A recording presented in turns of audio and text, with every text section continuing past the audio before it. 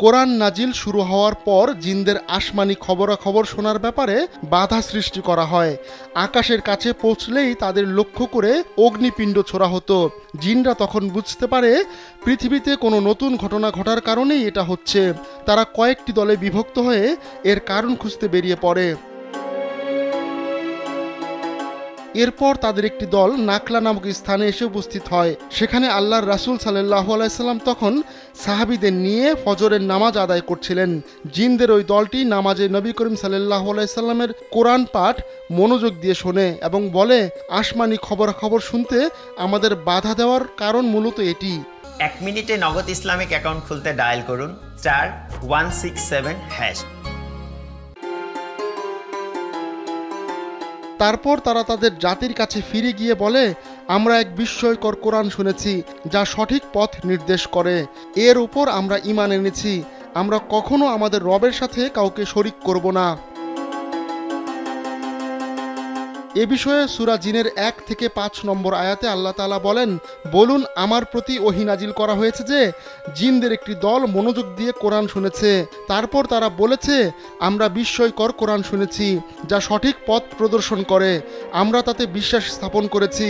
আমরা কখনো আমাদের রবের সাথে কাউকে শরীক করব না। আমরা আরও বিশ্বাস করি যে আমাদের রবের মর্যাদা সবার ঊর্ধ্বে। তিনি কোনো স্ত্রী গ্রহণ করেননি এবং তার কোনো সন্তান নেই। আমাদের মধ্যে নির্বোধেরা আল্লাহ তাআলা সম্পর্কে অবাস্তব কথাবার্তা বলতো, অথচ আমরা মনে করতাম মানুষ ও জিন কখনো আল্লাহ তাআলা সম্পর্কে মিথ্যা বলতে পারে না। আল্লাহ তাআলা আরও বলেন, আর কিছু মানুষ কিছু জিনের আশ্রয় নিত, ফলে তারা তাদের অহংকার বাড়িয়ে দিয়েছিল। তারা ধারণা করত যেমন তোমরা অর্থাৎ মানুষেরা ধারণা করো যে আল্লাহ কখনো কাউকে পুনরুত্থিত করবেন না। ইসলামী চিন্তাবিদরা এই আয়াতগুলো থেকে কয়েকটি শিক্ষার কথা উল্লেখ করেছেন। কোরআন আল্লাহর কালাম। কোরআনের আয়াতগুলোতে অলৌকিক মাহাত্ম্য ও পবিত্রতা ফুটে ওঠে। জিনরা কোরআন শুনেই বুঝতে পেরেছিল এটা মানুষের বানানো কথা নয়। রাসূল সাল্লাল্লাহু আলাইহি সাল্লাম যেমন সমগ্র মানব জাতির কাছে প্রেরিত আল্লাহর রাসূল, তিনি জিন জাতির কাছেও প্রেরিত রাসূল।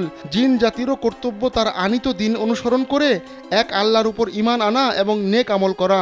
কোরআনে আল্লাহ বলেন, আমি জিন ও মানুষকে কেবল এজন্যই সৃষ্টি করেছি যে তারা আমার ইবাদত করবে। আল্লাহর একত্বে নির্ভেজাল বিশ্বাস ঈমানের প্রধান শর্ত।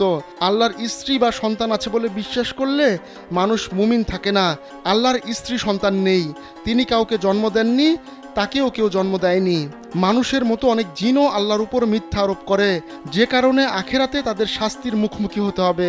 জিনের আশ্রয় গ্রহণ করা, জিনের কাছে সাহায্য প্রার্থনা করা হারাম।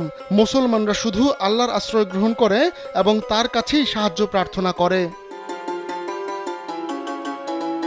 আহমদুল্লাহ শিকদার, কালবেলা ডেস্ক।